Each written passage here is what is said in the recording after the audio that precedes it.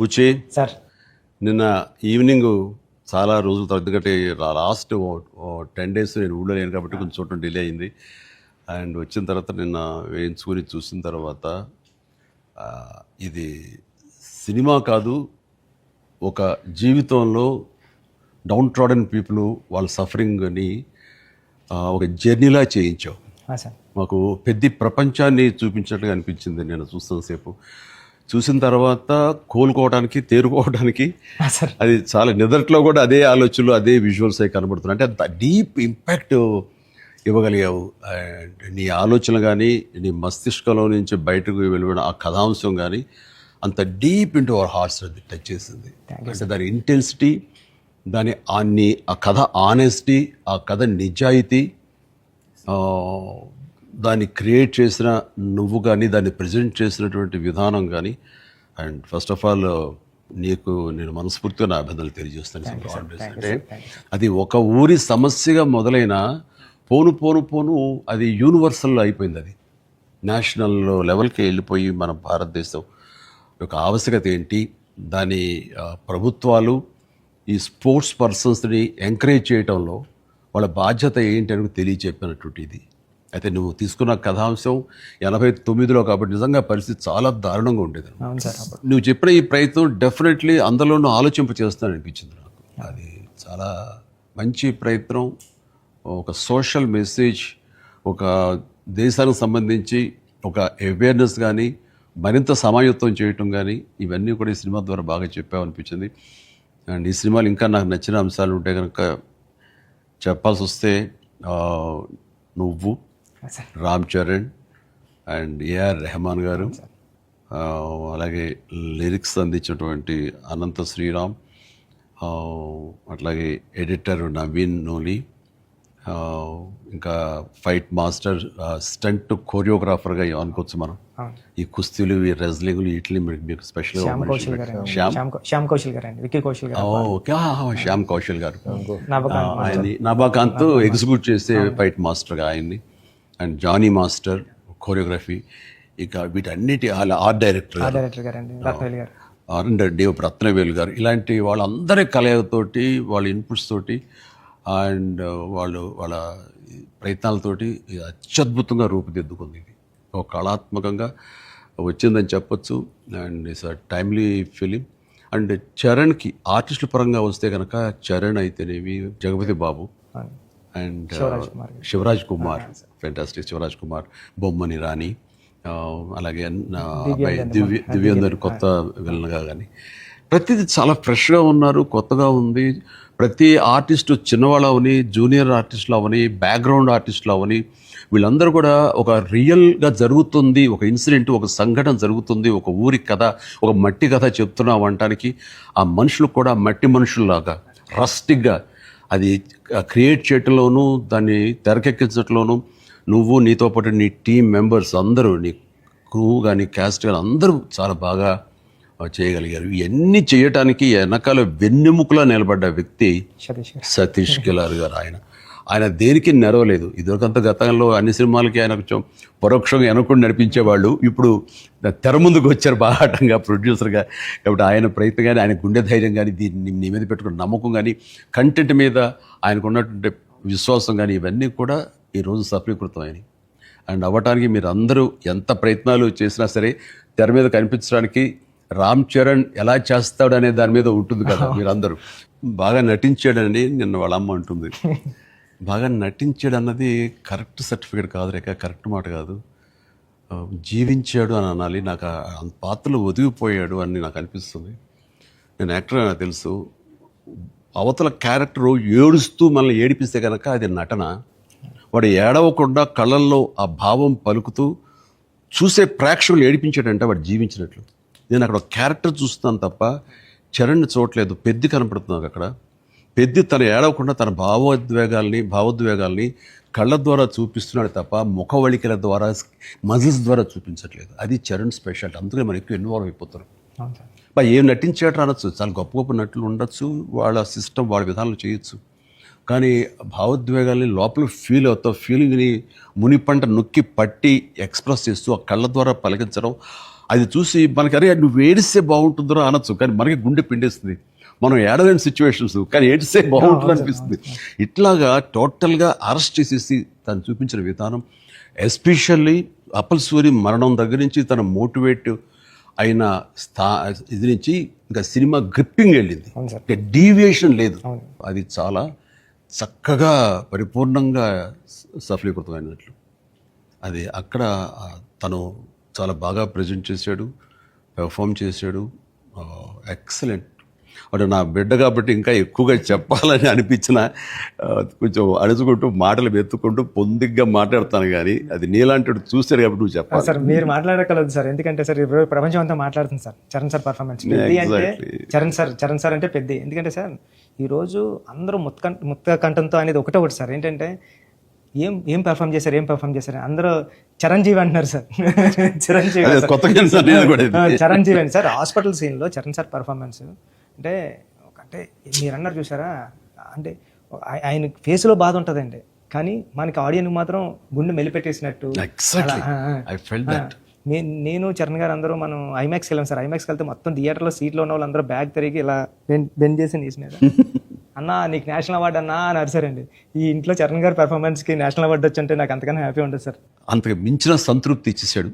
ఒక తండ్రిగా, ఒక నటుడిగా అంటే మళ్ళీ సీనియర్ కాదు, తోటి నటుడుగా, కాంటెంపరీ నటుడిగా నాకు నిజంగా చరణ్ గర్వకారణం. అండ్ నేను ఎంత తక్కువ మాట్లాడితే అంత మంచిది, ఎందుకంటే ప్రేక్షకులు వాళ్ళే మాట్లాడేసారు నా బిడ్డ గురించి. అంటే ఇక్కడ చిన్నప్పుడు చదువుకున్న ఒక సుమతి శతకంలోని ఒక పద్యం గుర్తుకొస్తుంది. ఇది పుత్రోత్సాహం పుత్రుణ్ణి కన్ననాడు కాదు, పదుగురు దాన్ని గుర్తించి వాళ్ళు మెచ్చుకుంటున్నప్పుడు, వాళ్ళు పొగుడుతున్నప్పుడు అది కదా నిజమైన పుత్రోత్సాహం అంటే. దాని అర్థం తెలిసొచ్చింది, ఇప్పుడు అనుభవపూర్వకంగా తెలిసొచ్చింది. And I'm really proud of my son Charan. I love him. And then ఇక అదర్ క్యారెక్టర్స్ మీరు కన్సిడర్ చేసింది కానీ అది కానీ అప్పల్ సూరి క్యారెక్టర్ జగతి బాబు టోటల్గా ట్రాన్స్ఫార్మ్ అయిపోయాడు. జగతి బాబు అని తెలియకోవడానికి అతని కళ్ళు, ఆ తర్వాత అతని వాయిస్ వింటే కానీ అర్థం కాదు.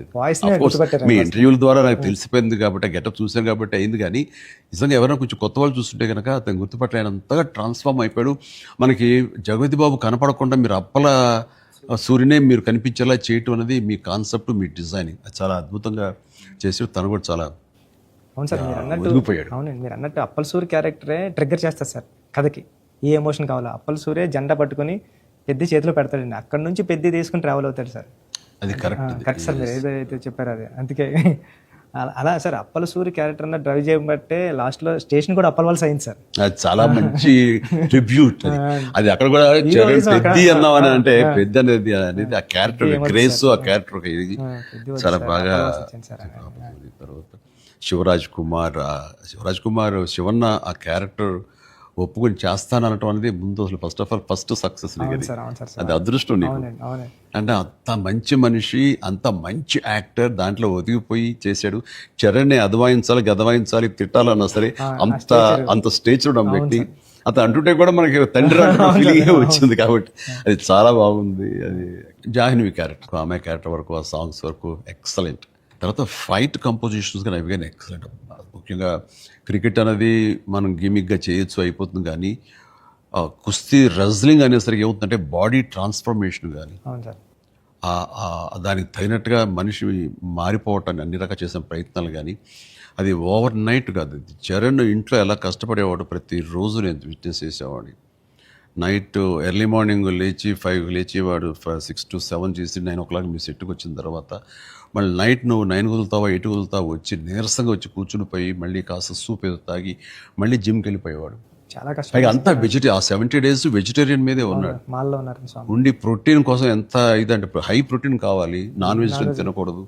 దానికోసం ఎలా కష్టపడ్డాడు, ట్రెడ్మిల్ జిమ్లో ఎలా ఇదయ్యాడు అనేది చూస్తుంటే అబ్బా ఇంత అవసరమా, ఇంత కష్టపడాలా, మనం చేసాం కష్టమైన క్యారెక్టర్లు, రిస్కులు చేసాం, కానీ ఇంత చేస్తున్నాడు ఏంటి, దీని ప్రతిఫలం ఎలా ఉంటుంది అంటూ వాళ్ళ అమ్మాయి అయితే భగవంతుని దండం పెట్టుకుంటూ కోరుకుంటూ ఇంత కష్ట ప్రతిఫలం రావాలని. ఎందుకంటే అంత కష్టపడి జనం ఆమోదం పొందకపోతే మొత్తం అంతా ఇదైపోతుంది, వ్యర్థమైపోతుంది. ఇంకా కష్టపడితే ఇంతైనా ప్రతిఫలం అనే ఒక డిసప్పాయింట్మెంట్ వస్తుంది. కానీ ఇప్పుడు ఏంటంటే ఎంత కష్టపడితే అంత ఎప్రిసియేషన్ వస్తుంది అనేది ఈ పెద్ద క్యారెక్టర్ తన కష్టపడినందుకు జనాలు దీన్ని యాక్సెప్ట్ చేసి వెల్కమ్ చేస్తున్నందుకు, నీరాజనలు పలుకుతున్నందుకు హ్యాట్స్ ఆఫ్. సార్ నా ఫేవరెట్ ఏంటంటే సార్, ట్రైన్ దగ్గర లెగ్ పెట్టడానికి బిఫోర్ వచ్చి ట్రైన్ ఇలా పట్టుకొని రెండు ఇలా పట్టుకొని ఒకసారి బయటకు వస్తారు కదండి ఫ్రేమ్లో, అప్పుడు చరణ్ సార్ ఎక్స్ప్రెషన్ ఉంటుందండి, పళ్ళు అలా మూసి ముందండి జస్ట్ అలా ప్లెయిన్గా శూన్యంలోకి అలా చూసి అప్పుడు లెగ్ పెట్టడం స్టార్ట్ చేస్తారండి. అప్పుడు అందరూ క్లాప్స్ అక్కడే కొట్టేస్తాను సార్. అంటే అలాంటి అంటే చరణ్ సార్ అంత ఇన్వాల్వ్ అయిపోయారు సార్. అంటే ఈ కథ చెప్పడానికి కూడా మేము కారణం జనరేషన్ని ఇన్స్పైర్ చేద్దామనండి. అంటే మేము ఇప్పుడు స్కూల్స్కి వెళ్తాం కదా సార్, అప్పుడు స్కూల్స్కి వెళ్తే స్కూల్ అంటే క్లాస్ రూమ్ బ్లాక్ బోర్డేనా, వాని వెనకాల ఒక ప్లే గ్రౌండ్ కూడా ఉంటుంది దాని వెనకాల అని చెప్పడానికి ట్రై చేస్తాం సార్ ఇద్దరు. అంటే ఆట స్థలం అంటే అమ్మ కొడుకులో ఉన్న 9 months ఆడుకోవడానికి ఉంటుంది గ్రౌండ్. బయటకు వచ్చిన తర్వాత స్కూల్లో పిల్లలకి ఇప్పుడు చూస్తాం సార్, ఏ స్కూల్కి గ్రౌండ్ ఉంది సార్, బిల్డింగ్స్ ఉన్నాయి అంతండి. అది చెప్పడానికి ఇన్స్పైర్ చేద్దాం, ఏదో మంచి మాట చెప్పి. ముఖ్యంగా ఈ కార్పొరేట్ ఎడ్యుకేషన్ సిస్టమ్ వచ్చేసిన తర్వాత అండ్ ఎంతసేపటికి మార్కులు అనే దీంట్లో ఇంకా అసలు ఫిజికల్ యాక్టివిటీ లేకుండా పోతుంది. అందులో ఇప్పుడు ఈ బొమ్మని రాని ఒక మాట అంటాడు, చేతిలో వచ్చేసింది సార్ అంటాడు, అందులో ఎన్నో ఆటలు ఉన్నాయి సార్, ప్లే గ్రౌండ్ ఎవరు వెళ్ళట్లేదు సార్. కానీ ప్రభుత్వాలు ఇప్పుడు మీరు అన్నటువంటి ఈ పరిస్థితి ఒకప్పుడు ఉండేది కానీ ఇప్పుడు రాను బెటర్ అవుతుంది అన్నది. అవును సార్, చాలా బాగుంది సార్. ఇప్పుడు బట్ ఇంతకంటే ఇంకా గట్టిగా రావాలంటే మీరు ఇచ్చినటువంటి సలహా, సినిమాలు పెద్ద సినిమాలో ప్రభుత్వాలు సహకరించాలి, సర్కారు వాళ్ళు ముందుకు రావాలి. కాబట్టి ఈ సినిమా ఒక అవేర్నెస్ తీస్తుంది, ఒక ఎడ్యుకేషనల్ ఫిలిం పెద్ది, ఒక ఇన్స్పైరింగ్ కంటెంట్ ఉన్న సినిమా పెద్ది. ఈ సినిమాలో బిడ్డలకి మనం ఏమి ఇవ్వాలి, ఎలాగ మోటివేట్ చేయాలి, ఎలాగ ఇన్స్పైర్ చేయాలి, వాళ్ళు ఎలాగ పెంచాలి అనే దాని మీద ప్రతి ఒక్కళ్ళు ఫోకస్ పెట్టి స్ఫూర్తి పొందాలని మాత్రం నేను మనస్ఫూర్తిగా కోరుకుంటున్నాను, విష్ చేస్తున్నాను. Thank you sir, thank you sir. నేను సినిమా చూస్తూ ఏఆర్ రెహమాన్ గారి కంట్రిబ్యూషన్ ఎలా ఉందని చూడటంలో సౌండ్ని పర్ఫెక్ట్గా వాడుకుంటారండి. అంటే ఆర్ఆర్ అంటే ఓన్లీ ఇంకా ఊకదంపుడు కొట్టేసి ఎలివేషన్స్ కొట్టేసి ఆ రకంగా కొంచెం ఒరవడి ఇప్పుడు కొనసాగుతున్నా కొన్ని చోట చెల్లుతుంది. బట్ అన్ని వేళలా అది కరెక్ట్ కాదు. ఇది మన మనసులోని ఫీలింగ్ని బట్టి ఆయన కొడుతున్నాడని నాకు అర్థమైపోతుంది. గుండెని పిండే విధంగా మరింతగా ఆయన మనల్ని ఇన్వాల్వ్ చేస్తున్నాడు, మనకు ఆ ఫీలింగ్ని ఇవ్వగలుగుతున్నాడు. పెద్దలో పరిపూర్ణ న్యాయం చేశాడు. చెప్పాలంటే ఆయన మెయిన్ పిల్లర్ గా అనుకోవచ్చు మనం. మీరు అనుకోండి మీ కంటెంట్ ప్లే పేరు సార్. అంటే హీరో ఉండి ఎలివేషన్ ఇవ్వడం వేరు సార్. నేనేమనుకున్నాను, చరణ్ గారు లేకుండా చరణ్ గారు స్టాచ్యూ చూపించి ఎలివేషన్ ఇద్దారు అనుకున్నాను సార్. అది అక్కడ కూడా రెహమాన్ గారు అలా లేపారు సార్, లేపారు మామూలు కాదు సార్, చాలా ఉంది. పైగా ఇది అఫ్కోర్స్ మీరు ఇంటర్వ్యూస్ మీరు అన్నారు రెహమాన్ని ఎలా ఒప్పించావని చరణ్ చెప్తుంటేను అక్కడికి వెళ్ళి బాడీ లాంగ్వేజ్ బట్టిను ఎవరైనా సరే అది. బట్ ఎవరికైనా సరే నువ్వు చెప్పే కంటెంట్ ఉంది, అది మెయిన్. కొంచెం విజ్ఞత, కొంచెం అవగాహన, ఆ సెన్స్ ఉండే ఎవరికైనా సరే ఆ కంటెంట్ నువ్వు చెప్పగానే దానికి డెఫినెట్లీ ఆమోదయోగ్యం, ఆమోద ముద్ర పడిపోతుంది. డిఓపి గారు అయితే ఆయన చాలా బాగా చూపించాడు. నువ్వు ఏదైతే ఒక మట్టి కథ అనుకున్నావో, రస్టిక్ అనుకున్నావో, ఏమంటే ఆ రఫ్నెస్ అది మొత్తం కనిపించేలా చేశాడు. దాన్ని did his job very well. And తర్వాత ఇంకా మీ నవీన్ గారు అయితే టీజర్ దగ్గర నుంచి ట్రైలర్ దగ్గర నుంచి ఆగలేక ట్రైలర్ కూడా నేను చెప్పేశాను ముందు, అద్భుతం. తర్వాత నాకు బాగా నచ్చింది ఆ డిజాల్వ్ అయ్యి వస్తుంది క్రికెట్ దగ్గర నుంచి రెజ్లింగ్ కి.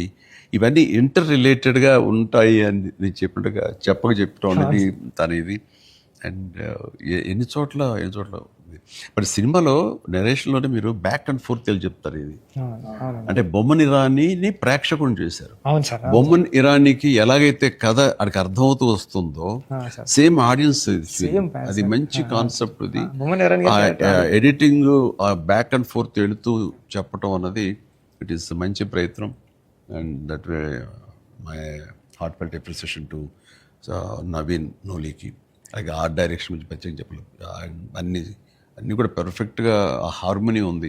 ఒకటి ప్రత్యేకంగా ఏంటిది అనట్లేదు, అన్నీ కథలో ఇమిడిపోయే విధంగా ఉన్నాయి. ఎగ్జాక్ట్లీ. ఆ యంగ్ విలన్ దివ్యందు వీళ్ళందరూ కూడా చాలా బాగా కంట్రిబ్యూట్ చేశారు. లాస్ట్లో కూడా బొమ్మన్ గారు స్టాచ్యూ చూడకుండా వెళ్ళిపోదాం, చరణ్ గారిని కలవకుండా వెళ్ళిపోదాం అంటాడండి. చరణ్ ఎందుకు నేను కలవకూడదు అనుకున్నాడు బొమ్మన్ ఇరానీ అంటే అంతే, ఆ గుడ్ ఫీలింగ్ అలా ఉండిపోవాలంటే కలవకుండా ఉండటమే కరెక్ట్. లాస్ట్ ఫేజ్ వరకు కూడా అలా కూర్చొని చూస్తున్నారు సార్. లాస్ట్లో కూడా ట్రైన్ని ఎలా ఎక్కి ఆగి కొట్టిన చరణ్ అంటే ట్రైన్ వచ్చింది కదా, అవును సార్. మరి ట్రైన్ ఉంది కదా, ఎందుకు నడిపించావే బాబు అంటే మేము పడ్డ బాధ మీకు తెలియాలి అని చెప్పేసి కాదు. బాగుంది, మంచి సమప్, అది బాగుంది. అంటే పెద్దిగాడి కోసం ఆ రోజు బండి ఆగింది సార్. మా జీవితాలు మొదలయ్యాయి. మాకు స్కూల్ వచ్చింది, వైద్యం వచ్చింది, సర్కారు వచ్చి మా అవన్నీ క్రిస్ప్గా చాలా బ్యూటీతో పట్ట పట్ట పట్ట చేశారు అన్ని జరుగుతుంది.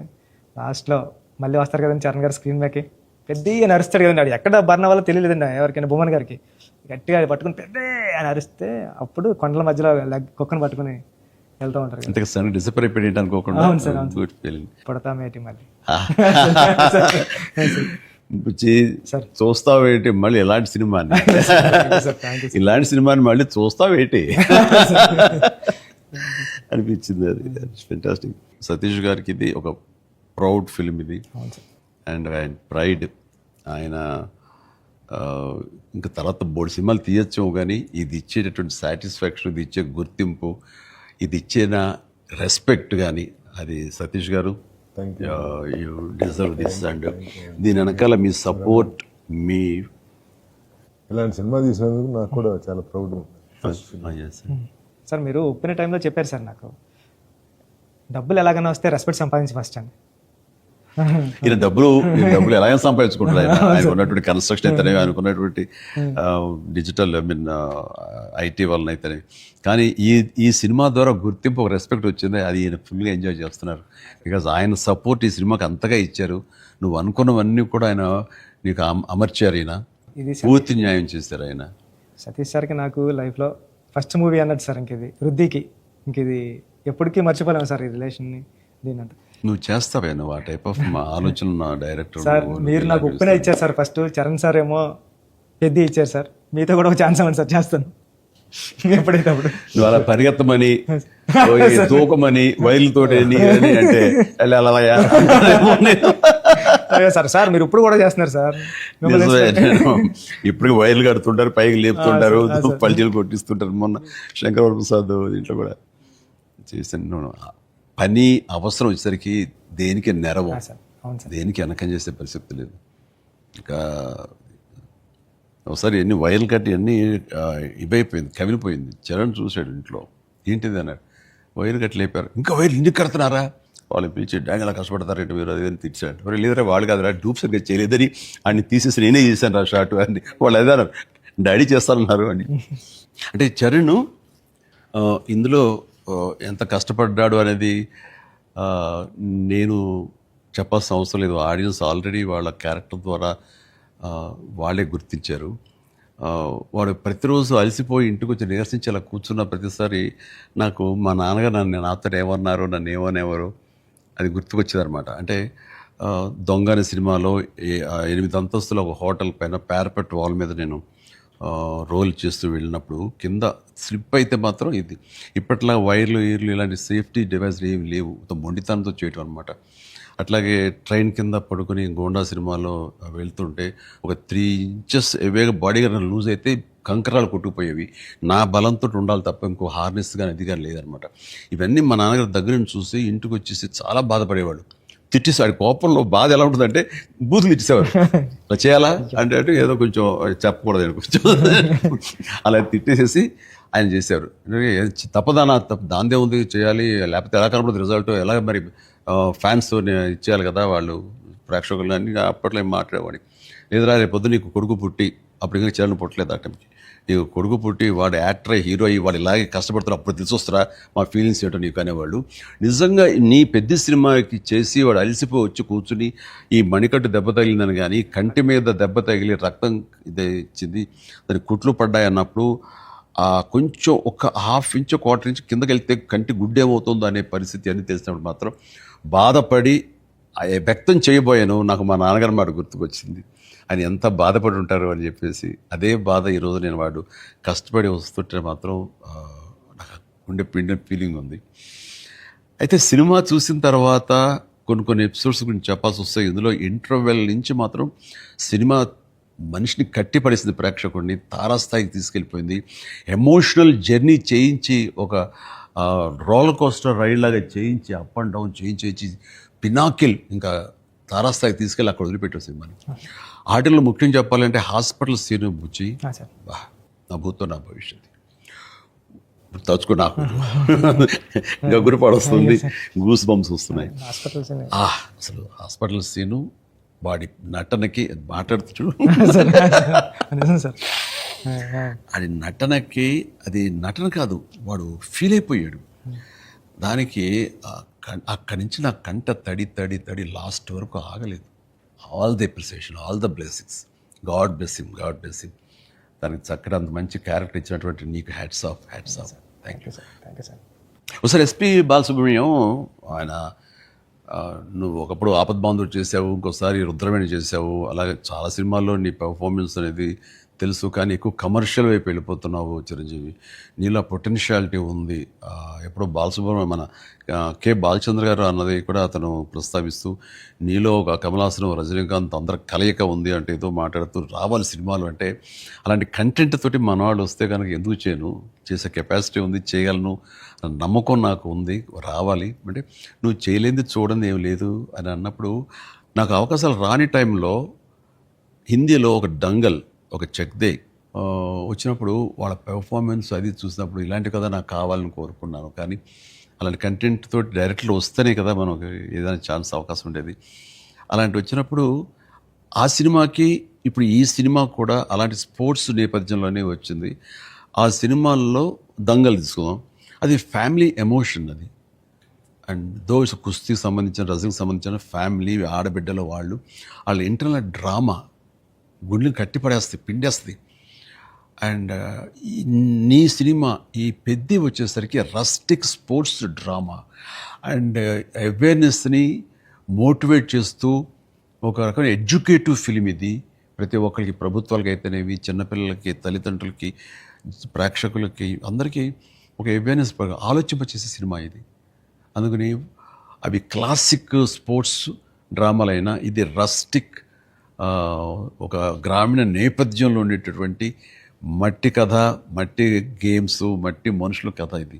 అందుకనే దీనికి ఎక్కువ లాంజివిటీ ఉంటుంది, దీనికి ఎక్కువ ఆదరణ ఉంటుందని నా భావన. అండ్ దట్ వే ఇలాంటి కథ చరణ్ రావటం అనేది నేను మిస్ అయింది, చరణ్ పొందాడు. కాబట్టి ఆ అవకాశం వచ్చింది కాబట్టి కొంతమంది చిరంజీవిని మించిన వాడు చరణ్ అంటున్నారు, ఒప్పుకుంటున్నారు మనస్ఫూర్తిగా. కానీ ఒక తండ్రిగా గర్వంగా ఉంది, ఒక నటుడిగా కొంచెం కష్టంగా ఒప్పుకోవాల్సి వస్తుంది. చాలా బాగా చేసేవారు చరణ్, లవ్ యూ. గ్రామీణ వాతావరణం ఈ నేపథ్యంలో కథల్లో అఫ్కోర్స్ మీ గురువు గారు సుకుమార్ పెట్టింది పేరు. సుకుమార్ సినిమా రంగస్థలం కానీ ఇప్పుడు ఈ సినిమా ఇది చూసినప్పుడు నాకు అఫ్కోర్స్ నిన్న మొన్న చనిపోయారు, దివంగతులయ్యారు భారతిరాజా గారు. కొద్ది రోజుల క్రితం నేను భారతిరాజా గారు కూడా ఈ బుచ్చి సుకుమార్ లాగానే ఆలోచిస్తారు. ఆయన 16 వైద్యుల దగ్గర నుంచి మొదలు మర్యాద కానీ ఇలాంటి సినిమాలన్నీ, నా ఆరాధన సినిమా, ఇవన్నీ కూడా చూస్తాను. నేను వాటి డిస్కస్ చేసుకుంటున్నాను. ఆ 2 డేస్లోనే నిన్న మొన్న ఆయన చనిపోయారని తెలిసినంత ఇది డ్యూ రెస్పెక్ట్ ఆయనకి మనస్ఫూర్తిగా మనం ఆయన ఆత్మశాంతి చేకూరాలని ఈ సందర్భంగా కోరుకుంటున్నాను. అండ్ ఆయన ప్రస్తావన ఎందుకు వచ్చిందంటే అలాంటి సినిమాలకు ఆయన పెట్టింది పేరు. అదే రొమాంటిక్ సినిమాలు అవని, లేకపోతే drama Avani, family drama Avani. And very good, ఆయన గ్రౌండెడ్. అలాగా మళ్ళీ సుకుమార్ గారు, మీరు మన తెలుగులో అంత గ్రౌండెడ్ ఫిల్మ్స్ తీస్తుంటారు. మీ ఆలోచన అవి కానీ రస్టిక్గా ఉంటాయి, రూరల్గా ఉంటాయి, గ్రామీణానికి సంబంధించినవి ఉంటాయి. అట్లాగా ఆయన ఇందులో మనస్ఫూర్తిగా నేను ఇలాంటి ఒక శిష్యుడికి ఇన్స్పైర్ చేసి ఇలాంటి మంచి కథ ఎన్నుకోవడానికి, ఆలోచించుకోవడానికి ఒక కథకుడుగా, ఒక డైరెక్టర్గా నువ్వు అతనితో అసోసియేట్ అయ్యి నువ్వు నేర్చుకున్నందుకు, నేను ఇన్స్పైర్ చేసేందుకు, నీ ఇలాంటి వ్యక్తిని ఈ పెద్ద ద్వారా మాకు ఇచ్చినందుకు అండ్ మనస్ఫూర్తిగా నీ సందర్భంగా సుకుమార్కి నేను నా అభినందనలు తెలియజేయాలి. సుకుమార్, ఒక మట్టిలో మాణిక్యాన్ని ఇచ్చావు. Thank you so much.